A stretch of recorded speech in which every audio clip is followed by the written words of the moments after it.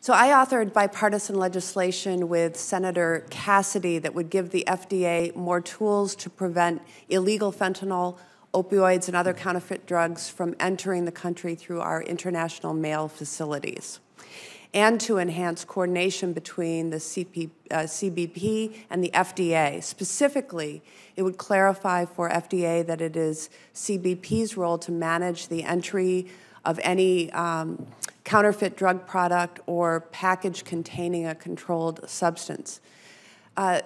CBP plays an important role with FDA in stopping illegal drugs at our borders, but gaps remain as the majority of seizures of fentanyl take place through the international mail.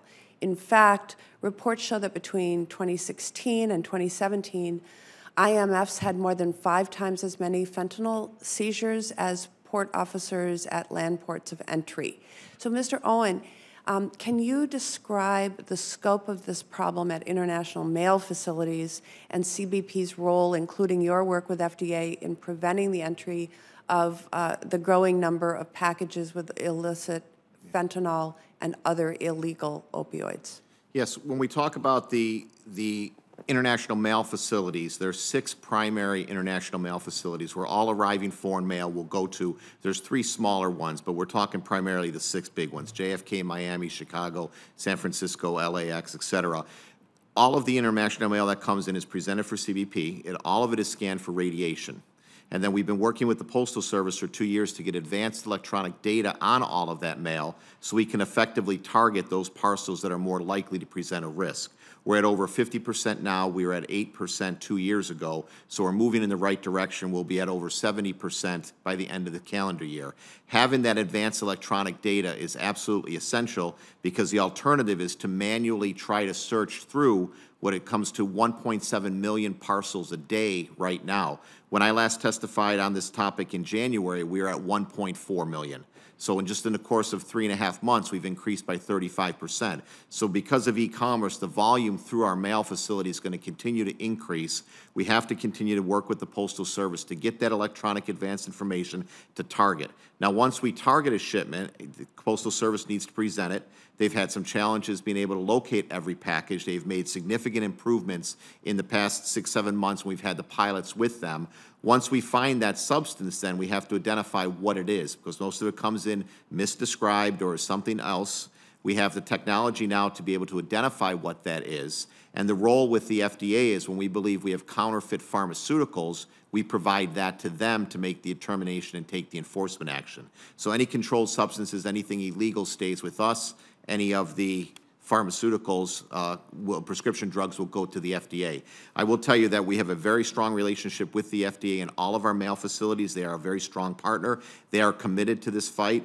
They have very strict resource limitations within their mail facilities as well. So the legislation that I just described to you that I have with Senator Cassidy to enhance FDA's work at the IMFs helps streamline the process to address large packages that contain a mixture of counterfeit drug products. It would direct the FDA to send any counterfeit package that also contains a controlled substance to CBP for refusal or detention. I'm wondering if you can explain how this clarification would help CBP in stopping the flow of opioids through IMFs? Well, I think whenever we have a timely referral of illegal substances, that allows us to take action beyond just the interdiction. We work with our investigative partners to be able to do controlled deliveries. So as long as FDA is working well with CBP, we refer something to them because we believe it's a pharmaceutical product. They refer it back and say, no, their testing reveals it's actually this controlled substance. As long as that process occurs timely, then we have the opportunity to deliver consequences to those that brought tried to arrange to bring the substances. That's where we work with our criminal investigators with HSI that can go out and take their actions and, again, try to deliver consequences to who is ultimately responsible for the arrival of that package. Simply interdicting is not enough. Yeah. Last week during her appearance before this subcommittee, I questioned Secretary Nielsen and discussed that the primary source of illegal fentanyl, namely China, and the need to do more to address the Chinese shipments of the drug through our IMFs. Mr. Brenner, you note in your testimony that Mexico is a source of illicit fentanyl as a transshipment country for Asia or from Asia, with the drug then smuggled into the United States through our ports of entry. Given the primary role that IMFs and ports of entry play in the introduction of illicit fentanyl into our country, do you agree that we should be focusing and prioritizing our interdiction efforts on those ports of entry points?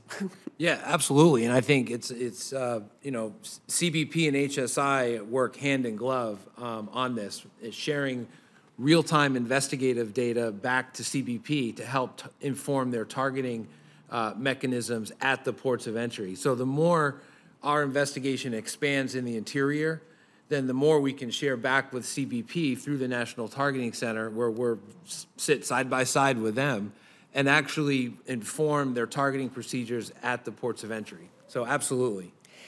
Because I have to run to vote, I'm just going to state a last question. You do not have to answer it now, but I'd be very interested in hearing more after the fact.